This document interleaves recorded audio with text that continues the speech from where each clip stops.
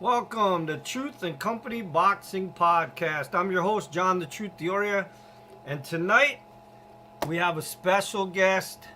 And if you're a new fan of boxing and you're a casual fan, you might not know who this gentleman is, so you're going to have to go check your YouTube and look up his fights after this interview. But he is one of the warriors that you don't see these guys around anymore, man. I mean, he stood in the ring with Azuma Nelson 4 times. I mean, he fought everybody in 4 different weight classes that he could.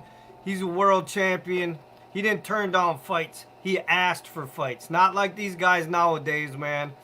This guy is a true warrior, and this is when they talk about fighters in this sport. This is a fighter. Let me introduce former world champion, the Texas Tornado, Jesse James Leija. How you doing, Jesse? I'm doing well, John. Thank you for introducing me. Thank you. That was really nice of you.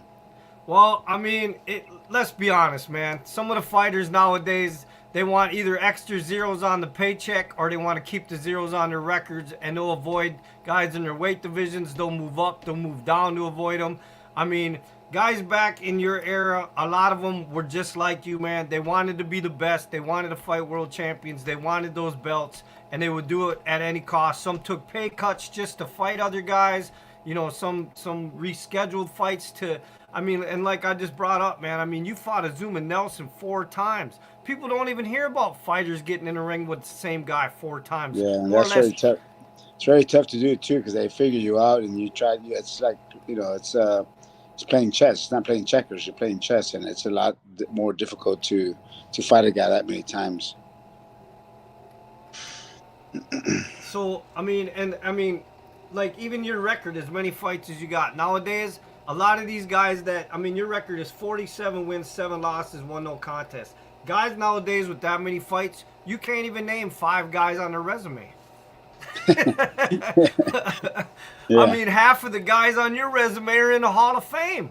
Yeah, a lot of them are. I had the privilege to fight these tough fighters, and I always wanted to challenge myself to be the best. I wanted to challenge myself because anyone could be, you know, a mediocre guy or an average guy if you're above average. So I dared to be great. I wanted to be a great fighter, and I wanted to challenge everybody because that's the only way I could test myself. I couldn't test myself against a lesser opponent, so I had to pick opponents that were better than me, or I thought were better than me, and I had to fight them and see where I stood. And you became a great fighter.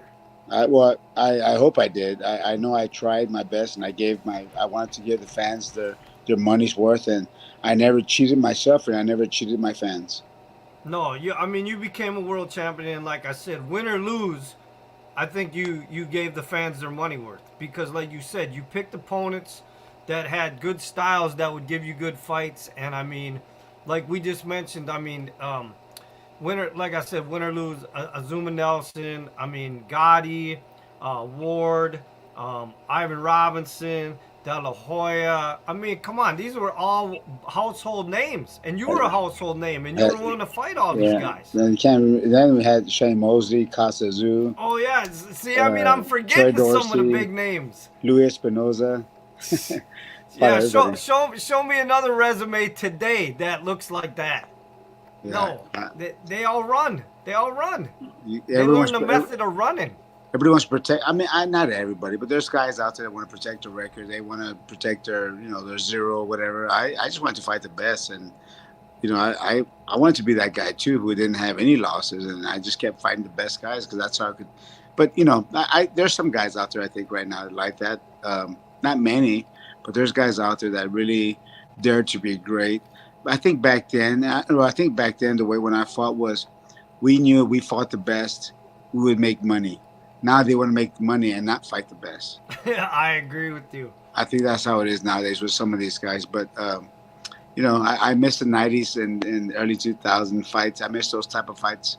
I think now I felt really bad for even watching it, to admit that I watched the Jake Paul fight. I didn't pay for it. Someone was watching it, but it was the worst. And I felt so bad. I felt bad for the sport itself. I'm sure. I I'm feel sure bad for that. the I'm sport sure if itself. he sees this, he'll be honored to know that a world champion like you, a real fighter, actually took time to watch him. Yeah. Well, I think Diaz is a good fighter. He's proven himself inside the octagon, and he's done. But he's not a boxer. He's not a boxer, and um, I don't know. I just think that I don't hate Jake Paul for making that crazy money. I don't hate him. He's hustling. He's doing what he has to do. Yeah, people are buying it. Like what? Remember what's the circus guy said? There's a sucker born every minute. Yeah. Well, Yeah. I later in the interview, I'm gonna get back to that about the YouTubers and the influencers, and I want Yeah. to talk to you about that a little bit. So let's go back to the beginning a little bit. For some of the fans that aren't familiar with you, how did you Okay. get involved in boxing? Well, my dad was a boxer when he was young. My dad was actually the first San Antonian to ever make it to the National Golden Gloves finals in 1958, I believe. Maybe 58, 59. He was the first San Antonian to make it to the National Golden Gloves finals. And but he didn't want us to be boxers. He didn't want us to fight at all. So um, we didn't fight, but we knew how as kids. But we never went to a gym. So I used to see him train when he was fighting. I was, 4, 5, 6 years old, and he was still training just a little bit fighting. In 1972, I was born in 66. So in 72, 73, he made a brief comeback to fight, but just to come back and fight for a little bit of money. And I would see him train and stuff, but I never fought. So when I was 18 years old, I decided to fight.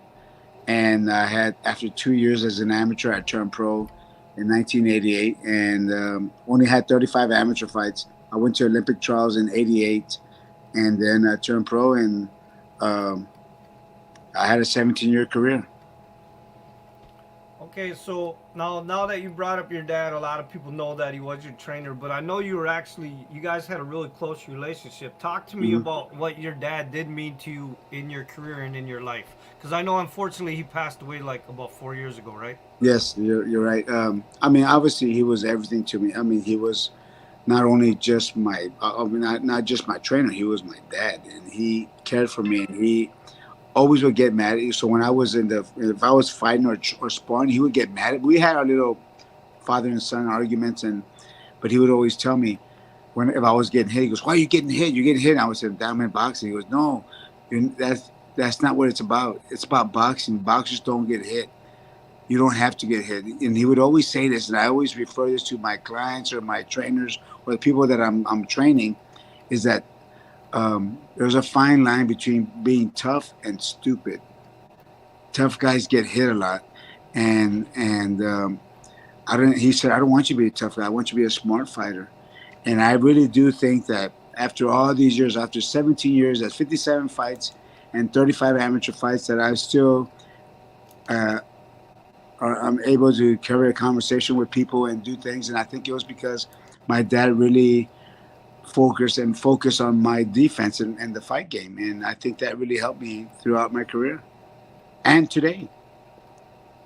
Now, there's a lot of father and sons in the corner in boxing, and you hear a lot of the commentators talk about how that doesn't work a lot. But in your case, it actually did work. I mean, there didn't seem to be a lot of drama in your career between you and your father in the corner. Not at all. My dad was amazing. He was amazing because think about this. He took me to the Olympic trials in '88, and then I turned pro. But he was smart enough of a man to say, "I don't know everything as a fighter, as a trainer, but let's bring other trainers in to help if we can." We brought in Ronnie Shields. One time we brought in Emmanuel Stewart for a fight here and there. My manager helped to do that, but my dad was strong enough of a man and a father to say, if it's going to benefit my son, I'm for it. He didn't. He put his ego aside as a trainer and as a father, and to be able to do that. But there's not a lot of people, fathers that would do that, or trainers, to let another trainer come in and help out. Okay, now I want to talk about another family member of yours that was in your corner too. Your cousin Johnny, who was your cut man, unfortunately he passed away of COVID-19. But tell me what he meant to your career. Johnny was a matter of fact, Johnny is my was my closest cousin. One of my close I have two close cousins, really close. One was Louis Leija, who was a former fighter. Louis fought uh, Mayweather, Floyd Mayweather, early on. He was close to me, but Johnny was my close, really close cousin. We're so close that his house is right behind my house. Our backyards butt up to each other. That's how close of a cousin he was. And in my career, he was the guy that would keep peace inside the camps, make sure that everybody was online, make sure everybody was focused, make sure no one got into arguments. Because, everybody's just a lot of guys hanging out. You didn't have arguments here and there, but he was family. We were all family. So he made sure that he would say the prayer before we stepped out into the ring. He was the guy that kept everything together and was just family. He was family. He was my cousin, but more like a brother too. Okay. So now I want to jump ahead. Now, the people that do know you, and well, if they don't, sooner or later, the one thing that when they look at your career, we all see the 4 times you got in the ring with Azuma Nelson. Now, Mm-hmm. talk to me about those fights a little bit and the relationship because of the respect between the two of you 4 times in the ring. What type of relationship you built, and if you still have a relationship now with him? So early on, when I fought him the first time, when we fought on the Pernell Whitaker Julio Cesar Chavez undercard here at the Alamo Dome in San Antonio, there were 63,000 people at the fight. And but before that, like a month and a half or 2 months before the fight even started, Azuma Nelson came to San Antonio to acclimate to the weather. It's very hot here in San Antonio, but he came in, and he came into our gym when I was training, and he walked in and he asked, not him, his trainers came and asked my dad and our trainers if I wanted to spar with him because he didn't bring sparring. He was that confident, or he was messing with my head. I was young. I was 26 years old, 27. And he came in and asked if I wanted to do sparring with him before the fight. And we laughed, and I said, "Oh, that's pretty good. That's like, I'm not even worried about you. Let's spar if you want." And I said, "No, we'll wait till the fight time in." And that's how it started. It was comical because that was the confidence he had, and maybe being funny at the same time. Um, and we never had anything bad to each other. We never talked bad with each other at all. We became friends. After the second time I beat him in Vegas, 1994, we even got closer. And then the third time he beat me in Vegas, we just became great friends. Our parents, my mom and dad were friends with him, and his sons, and um, it was just a respect all the way across with Azuma and his family. So now the first time you guys fought, it went to a draw. Now, you Mhm. honestly believe you won that fight, though, right? I thought so too, but I could also see that I was trying to protect the lead, and a rookie mistake, trying to protect the lead that I thought I had, and maybe I gave up the last 2 or 3 rounds, but I thought I had a big enough lead. But in the second fight, I said I'm not gonna do. I did the same thing that I did in the first fight, except I didn't let off the gas. Every round I was just going after him and putting pressure on him and throwing combinations, and I won the fight fairly easy. I think one judge had me 117, 111. The other ones had had a little closer, like 115, 112, 130. But I won decisively. Um, so I felt good about that. And he was just especially in the second fight. Remember what he does in his second fight with fighters. He knocks them out cold and he beats them easy. So I was ready. I was very nervous for the second fight because I know what he does in his second fights with rematches. But I was able to win it. But the third fight, he beat me. I got cut real bad in the fight, but he was beating me. I was hurt, and then they stopped the fight in the 6th round, I believe. And then the fourth fight was here in San Antonio, and I won that fight easily as well. So you guys still communicate to this day, then? Every once in a while, well, we communicate. Every once, if I see him, we sit down and we talk, and we'll hang out for a couple of hours and just talk. And but I don't see him much. Obviously, he's in Africa. I'm here, but if we see each other at WBC conventions and stuff, we stop and talk, and we'll have coffee or lunch or something together and just hang out and talk. Yeah, because you just don't. I mean, that just doesn't happen nowadays, man. A guy gets in the ring 4 times with the same 42 guy. rounds, 42 rounds, Yeah, I mean, and every one of those rounds was scary and and painful. He hit hard. He hit hard. all right. Let's see. Oh, so who? I know, like we were just talking earlier, you fought a lot of big household names, but I want to know the one fighter that like the public doesn't know about that maybe the fight fell through or you just wanted that you just never got. That's hard to say because I did fight everybody. But oh, there was talk of me fighting Kevin Kelly at one point. Okay, you're blocking your mic.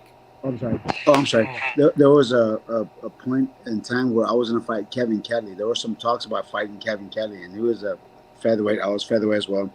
Um, he had that big fight with Troy Dorsey, where they threw like 1,200 punches each or somewhere like that over. They had a huge fight. And then I fought Troy Dorsey after that, and I knocked out Troy in 6 rounds. But they were still talking about me fighting Kevin Kelly early on in my career. That would have been. I think would have been a great fight. Yeah, that would have been a good fight. Yeah. There might have been 2 fights out of that. Yeah. And then there was one of the fights, like there's people say, what fight would you wish you would have had earlier? And I said, I had to fight, but I wanted to fight him early on at 130 pounds, but it never happened. I was trying to get the fight at 135, never happened. Then I finally got the fight at 140. Unfortunately, it was my last fight of my career, and that was against Arturo Gatti. But we tried so long from 130, 135, they wouldn't do it. At 140, I finally got the fight, and it happened. But that was with Arturo Gatti. But I was, 38 years old, beat up, and trying to change time. So speaking of other opponents, now one of my favorite fighters of all time, you fought him, is Mickey Ward. Oh, what a great fighter! Yeah, we're great friends too. Oh, you guys are great friends? We're good friends, very good friends. So now that fight ended a technical decision because he headbutted you, but you actually won the fight based on points, right? Yeah, I got a small headbutt in the first round, and this is funny, and I've told Mickey this several times, but in the first round I got headbutted, and I looked to the ref. I said, "Watch his head." You can see it in the fight. I watch his head. I got a small neck, but during the fight, his corner kept saying, "Go after the eye, go after the eye, go after the eye." But I'm thinking in my head, they called it a headbutt, and you're going after the eye. So anyhow, what I was doing was, since he was doing that, I just kept fighting and trying to win rounds. I was trying to win rounds, and the cut did get bad. Matter of fact, I had 27 stitches on the outside, and I think 15 on the inside. My cut was from one side to the other. They stopped the fight and they went to the scorecards. And I always tell Mickey, you guys are going for the cut, and I was going for the win. And so, it was one of those things. But tough fight. Why didn't his team ever push? Why didn't they ever push for a rematch? I don't know. Because he fought Gotti afterwards. Oh, that's when the whole Gotti thing started. That's when the Gotti started. Yeah, he fought Gotti afterwards, and I went on to fight Kasazu after that. Who was that one opponent you fought outside? You fought somebody outside. Who was that? I remember seeing that, and I can't remember who it was. That was Azuma Nelson. Oh, okay. That was the only fight I had outside. Was Azuma Nelson in Vegas. That was one of the Azuma Nelson fights. That was our third fight. Yeah. I remember that fight. That was kind of cool. It was outside. You want to hear a funny story? This is a funny story, and I this is like. I'm so honest in this story, but this is so funny because I felt great for the fight. I really beat him, right? I really beat Azuma Nelson in the second fight. This is a third fight. I'm going to Vegas. I had great training camp, great everything, and I step out into the ring, and I feel great. Azuma Nelson comes out with his entourage and the drums and the tambourines and. Oh, there's a lot of noise, right? They're just coming all out with their colors, their headdresses and all that. And they're playing all this music, and I felt something come over me. And I look at my dad and I say, something's not right. And he looked at me, he goes, what do you mean? I said, I don't know, something's not right. Azuma Nelson comes into the ring, the fight starts. I'm going after him, we're doing pretty good. And I think in the first round, I'm gonna throw an uppercut. But when I'm throwing an uppercut, I lift my head up a little bit. He's throwing an overhand right at the same time. He hits me on the chin. I go down, and I'm out. I get back up at the count of 8 or 9, and I keep fighting, but I'm out for the next 6 rounds. I'm out on my feet, but I'm fighting, and I'm trying to come back, and I'm doing well at some times, but that's when I got cut real bad, and they stopped, but I wasn't going to get stopped. So I told my dad, something happened on that night. I felt something come over me like if I had some type of hex. Years later, this is like 5 years, 10 years ago, I don't know, maybe 7, 8 years ago, Azuma Nelson's talking, he wrote a book. And in his book, he said on the second fight, he thought I put a hex on him. I laughed so hard. I said, "You did that to me in the third fight." And he goes, "You did that to me in the second fight." And we laughed because he thought I put a hex on him. I said, "No, you put a hex on me." That's what we laughed about it so hard. But I was like, "Oh my god, he put that." I didn't write the book, but if I would have talked about that too. That I felt like he put something on me or someone did because I felt great right before the fight. When they came up, all my energy just went out. It was crazy. I also wanted to know with the fight with Hector Camacho Jr. when that ended up being a no contest. How Oh, come there that was was no outside too. That was that? outside. Okay, maybe it might That's have the been fight. that one too. How That's come the there was fight. no rematch? I don't know. We tried for one, but it never happened. Didn't materialize. I went on and fought some good fights after that, and his career kind of stumbled after that. And I feel bad for him because he was a good fighter, fast and strong. I just think someone's maybe saw the fear in his eyes or whatever it was when he got cut and told him to take the easy way out, and he had listened. But I think if he would have fought his way up, more people would have respected him more than the way it turned out. But he is a tough fighter and strong, and I feel bad for him because of that decision they made for him. But anyhow, he's a good fighter. So it sounds like you maintained decent relationships and friendships with a lot of your opponents. Oh yeah, just about. I mean, anyone. I talked to. I talked to all my guys that I fought with. Shane Mosley, Oscar. I talked with all those guys, and it's a sport. It's not a. It's not. It's a sport. It's just boxing is a sport. It's not true. It's not life. It's a sport. So now I heard that your son ended up turning pro, right? But I didn't hear Yes, much after that. So how did his career end up going? he turned pro and he was I think 3-0, 4-0 maybe, but he had like 5 or 6 fights fall through, and he just said, my son's a college graduate. He has a degree in psychology. He's a very smart kid, and he said, this ain't for me. He had too many fights, and he had, you train for 8, 10 weeks, and then you get ready for a fight that falls through. He was supposed to fight in the Canelo Kirkland undercard, and the guy came in like 20 pounds overweight, and he was just so frustrating. A lot of things happened to him. It just didn't work out for him, and he said, "This ain't for me." But he's one of I own a gym with my 2 sons, James and both my boys. We own the gym together, and we're successful. We train the Spurs, we train businessmen, businesswomen, actors. We train everybody, and we have a successful gym here in town, fitness gym. So now you don't actually have any. Do you have any pro fighters yourself right now? No, no. There's one guy that's a pro fighter, and he was a pretty good fighter at coming up, and kind of lost his way a little bit. And had a few losses. His name was Kendo Castaneda.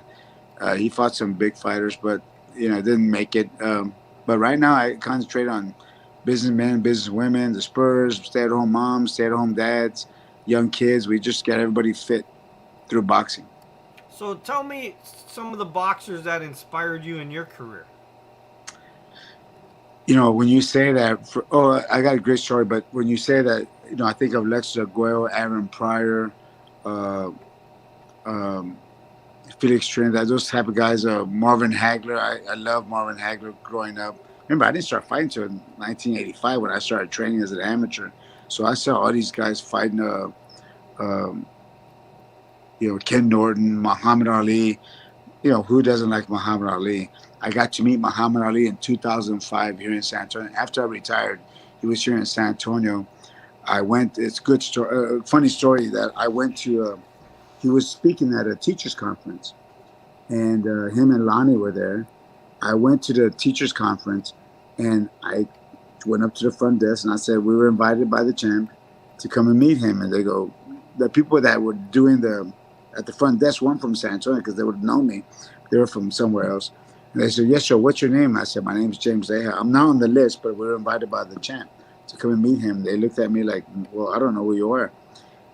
One person that was there knew who I was and said, "Hold on, Mr. Leija." And they walked off. They came back and they go, I was with my attorney. They said, "Come on, sir." And we walked and we're like, "Oh man, they're gonna kick us out. They're kicking us out of the hotel." We walked through a couple of hallways. They knock on the door. They open the door. And it's Ali and his wife, and we hung out with them for an hour in their hotel room. Oh, Amazing, jeez. amazing. I had pictures that I Wow. post. and we hung out there for an hour just talking and I told Muhammad Ali that what he inspired me to be a better person and to do more with my life, because I have a foundation here in San Antonio. I've had a golf tournament for 27 years. We help special need kids um, through open baseball camps. We just do all kinds of stuff here in San Antonio. But after I met Ali, I decided that I need to do more in my life, and he was just a big inspiration and just a great man. And he changed my life. I met him at 2005, and he changed my life. So now, is that the story you were going to tell me, or was that another story too that you had? Because you Oh, were just, about. I forgot. I was gonna probably tell you another story, but no, the other story was about um, oh, I forgot what it was, but I think it was one about Ali. How Okay. he just changed my life, and meeting him wanted me to become a better person. And I was really a decent person, but just to do more in my life and to do more in my community to help people. So now, because you're still so involved in boxing, do you have any hobbies outside of the sport of boxing at all? Man, I'm so busy at my gym. I used to play golf. When I was fighting, I played golf for 10 or 11 years, once or twice a week. I was down to like 11 handicap in golf. And I retired, opened up my gym. I only play golf once a year now, my golf tournament, once a year. I find that really strange. I've learned that a lot of ex-pro boxers play golf. Yeah, That shocks me. it's the most frustrating, excuse me, frustrating game, but it's the most relaxing game at the same time. Okay. Frustrating and relaxing because you're out there in the course, worried about hitting a white little ball, trying to get. It's like playing pool in a huge yard, but that's all you're worried about is trying to hit that little white ball into the hole. So did you ever have any boxing superstitions when you fought? Yes, I did, and I think because my dad started it one time, and I think that makes sense. Is don't take a shower the day of the fight because it relaxes you. The hot water relaxes you and it calms you down, and you want to have a little edge to you, a little nervousness, a little bit, but not being relaxed. And matter of fact, when I defended my title against Gabe Ruelas in 1994, I had a physical therapist come in and massage my body the day before the fight. And sure enough, as like my dad said, he was upset when he found out that I was just too relaxed, too calm, too relaxed, not enough whatever it was. Um, that's a fight that I wish I would have taken back and had a rematch, but it never happened with Gabe Ruelas. So do you have any crazy or funny stories that ever happened between you and a boxing fan? Not so much a boxing fan. I have a story about um, uh, Don King. Oh, go ahead. So when Don King came to San Antonio for I'm sorry, I got my finger somewhere. Yeah, that's all right. Where Don King came to San Antonio because the Chavez Pernell Whitaker fight was going to happen here in town. The mayor of San Antonio, Nelson Wolf at the time, told Don King, "You could have the fight here in San Antonio, but Leija needs to be on the card. We'll do it. We'll back you up, but Leija needs to be on the card." At the time, I was with Main Events. I was fighting Louis Espinosa on the card. I was fighting Louis Espinosa here in San Antonio. I was the main event, fighting Louis Espinosa. Don King comes in to watch the fight and to negotiate with San Antonio. He said, if I win that fight, he'll put me on the card because Main Events just dropped me and didn't bother to re-sign me. That was my last fight on their contract, and they didn't re-sign me. So when it just all fell into place. So when I beat Louis Espinosa, Don King signed me up to fight on the Chavez Pernell Whitaker card because the mayor said I could do it. He would only help. Anyhow, but to get back to it, what Don King said at the end, we signed the contract. He goes, put your name at the bottom of the contract. I'll fill in the rest later. Just like he did in that movie. Remember he did that in the movie? He Yeah. would tell guys, he would tell us, put in what you want to get paid and I'll fill in the rest later. So no, I've heard two fighters have told me he was always good to them, but then I've heard multiple fighters say that he always burned them. So What's your opinion? I mean, did you ever get burned by him, or I was he always good tell to you? I always tell people Don King paid me the most. He paid me the most money. He paid me good money. I mean, I made more money than what he paid me, but he paid me very good all my career, all my the time I was with him. He paid me well. We didn't have problems with him, and the reason we didn't have problems with him because he needed me on the fight card for Pernell Whitaker Chavez, so we were able to do our own contract. Instead of Okay. him making the contract, we made the contract. So we had a great contract. So now like I said, we all know the names that you faced, and I'm kind of curious about this one. Who was the hardest puncher you've ever faced in the ring in a fight or sparring? The hardest punch I ever fought was Oscar De La Hoya. He Okay. just, he was, I mean, think about this. He knocked guys out at 130, 135, 140, 147, 154, and 160. Remember what they said? They don't take your power with you. Well, he took his power with him. Can you imagine how hard he hit at 135? He was knocking out guys at 160. Yeah. Yeah, he No, hit you're hard. you're right about that. Yeah, and So Mickey Ward hit hard too, and so did Arturo Gatti, but it wasn't the same as Oscar.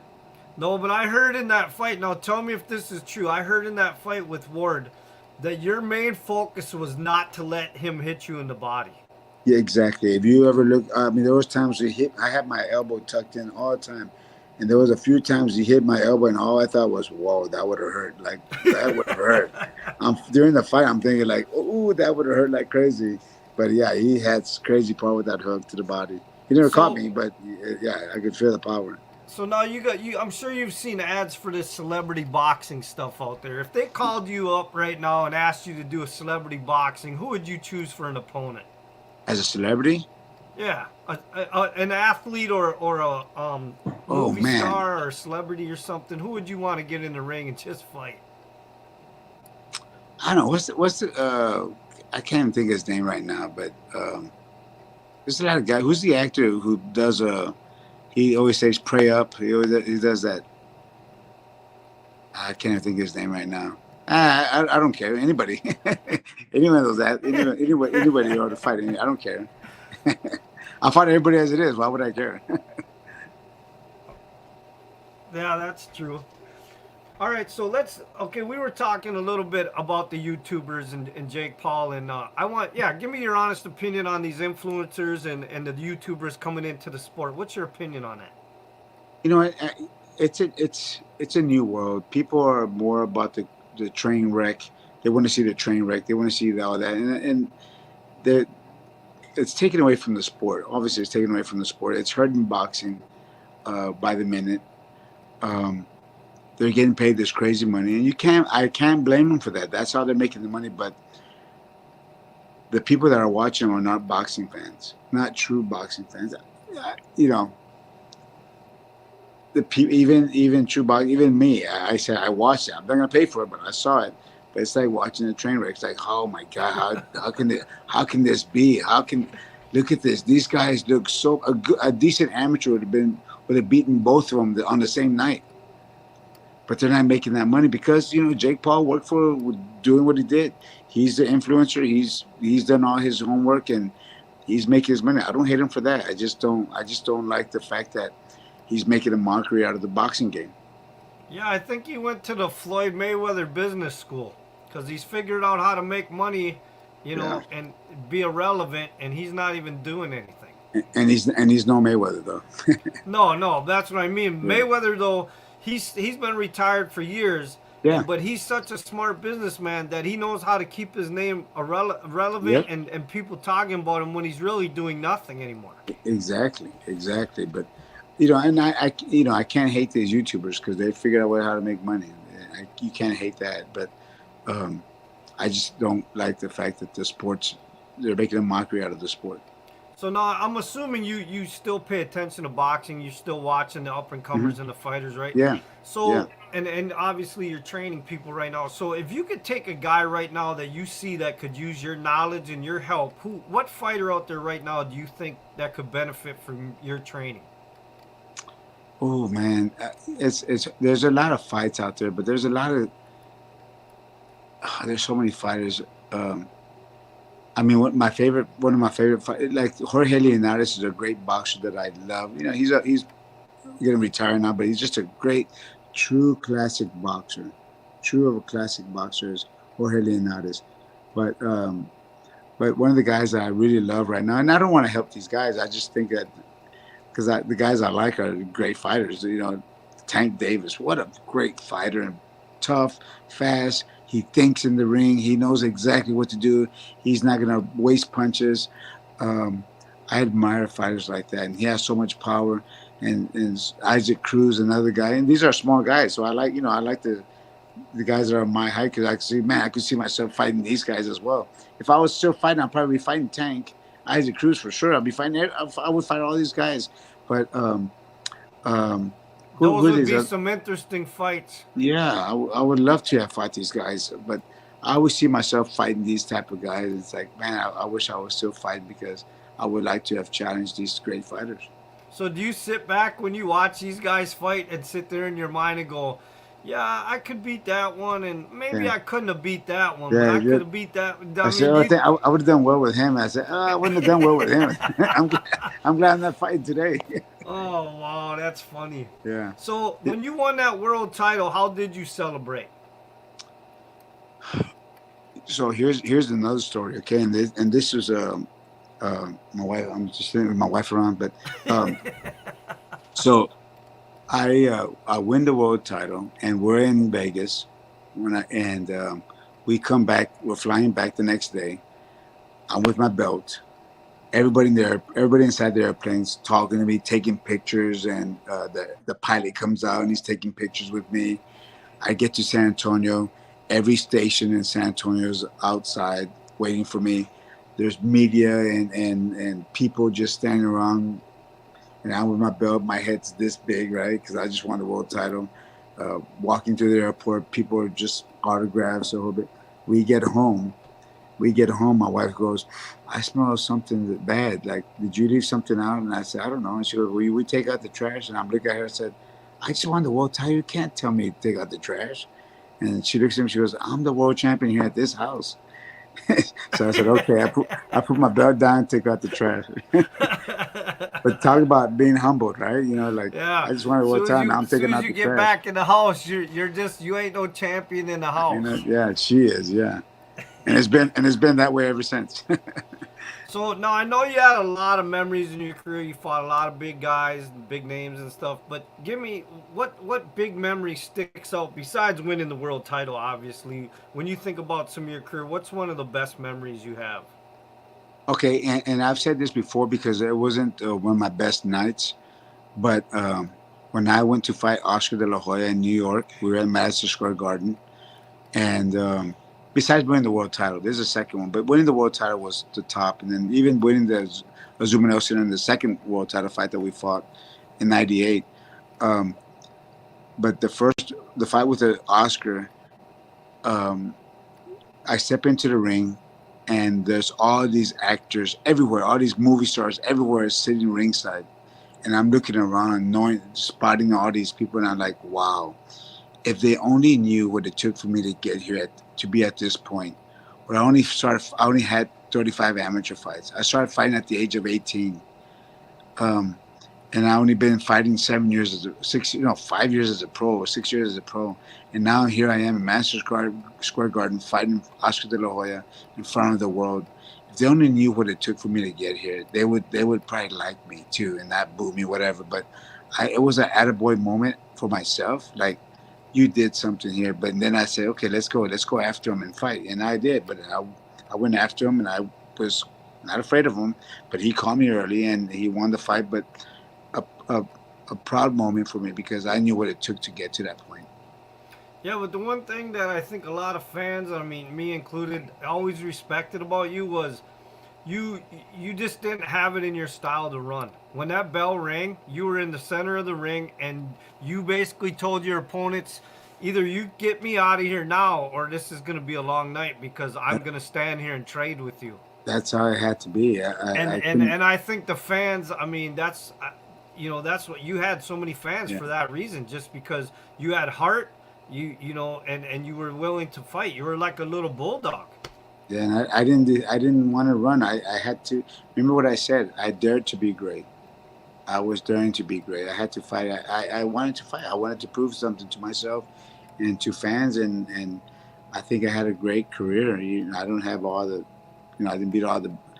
If I didn't lose a non-title fight, I've only lost world title fights, but um, I just trying to be the best I could.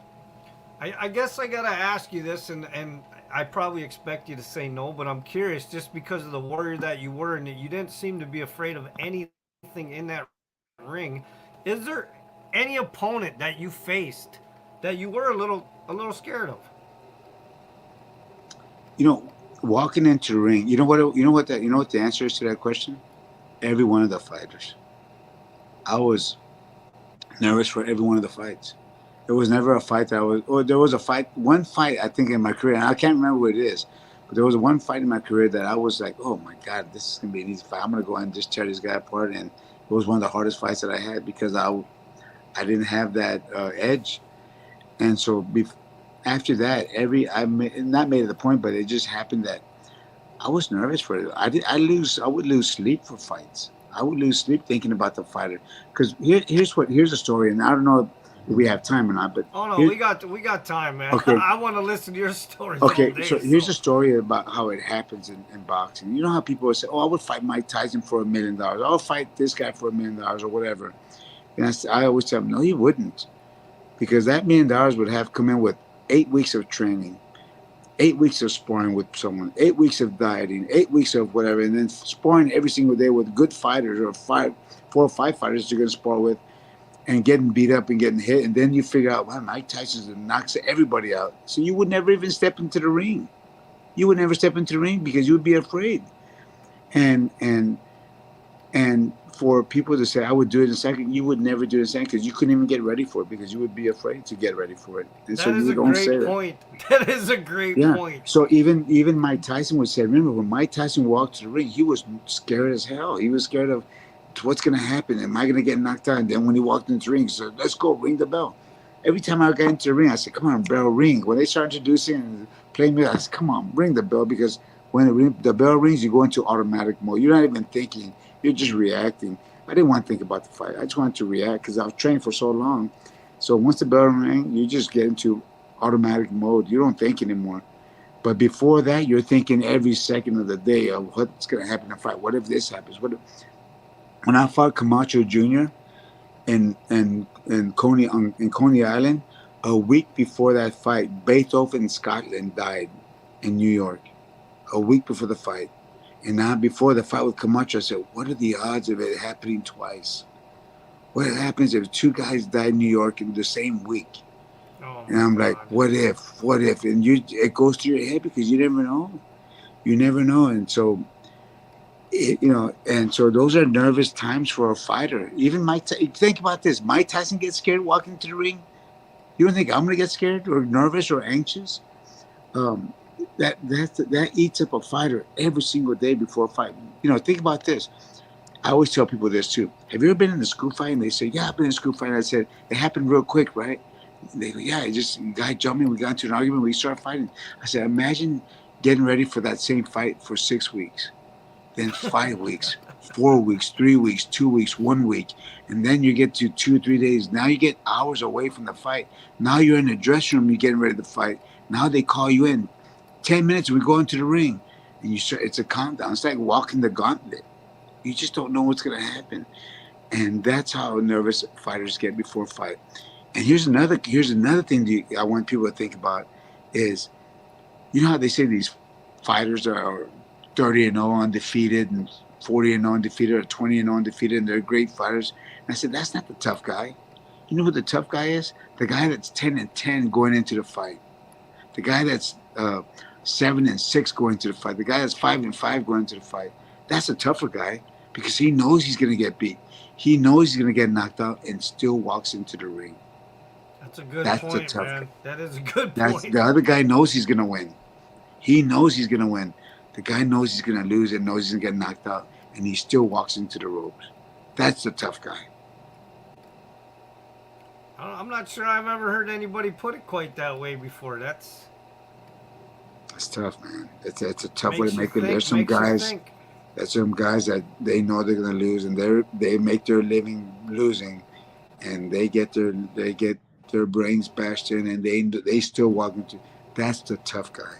That's the guy I respect. Because these other champions, if they knew they were So gonna get knocked out, may not walk into the ring. no, I agree with you. So if you ever decided to sit down and write a book about your whole boxing life and stuff, what do you think the title of the book would be? Well, it's one of my regrets that after I retired, um, not even after I retired, but right after I was writing a book already. Before I retired, I already started writing a book, and we had this great writer starting it. But right before we got into it, that's when 9/11 hit, and we kind of put it away, brushed it aside, never got back to it, and I regret that because I have a great story, not just about my boxing career, but my personal life as well.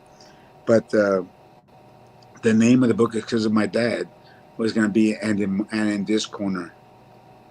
Oh, and in this corner. And in this corner, my dad, yeah. But it was going to be the life of the boxing, my upbringing, who I was, how it started, what happened. There's a story there, but I've never talked about it. But um, it was going to be about my dad, and the name of the book was going to be and in this corner. Nice. Well, I hope someday it gets finished because I really want to read it. Yeah. Thank you. Well, listen, I want to wrap this up. If there's any sponsors or anything you want to put out there or say anything to your fans before we end it. No, I mean, if there's fans out there who still see me and think about me, and thank you so much for thinking about me. Um, I gave everything I had to the sport. Everything I had. I boxed for 17 years continuously. I had 57 fights. I gave it all I had, and I didn't take any shortcuts. I fought the best guys in the world, and I did it because I wanted to fight great fights for the fans because they deserve it. They're the best fans in the world. I love boxing fans. Even now when I go to fights, it's just great to see the fans come out and acknowledge me and think of me and even remember me. And to me, that means that I did a good job during my career. And that's what I mean. Fighters like you are never forgotten, Jesse. Thank you so much. Absolutely not. I mean, there's guys now that are fighting that we could probably forget tomorrow. But well, listen, I just want to thank you for coming on the show. I've wanted to sit down and be able to just talk to you for years. I've followed your career. I watched a lot of your fights. And Thank like you, I John. said, you're a true warrior. And you're just one of the fighters that'll never be forgotten because, like I said, you are a model of what the sport is about. A guy that's willing to fight anybody to try to be the best and fight to get to the top. And I think you proved that through your career. I appreciate that. Thank you so much. All right, and hold on. And the truth has spoken.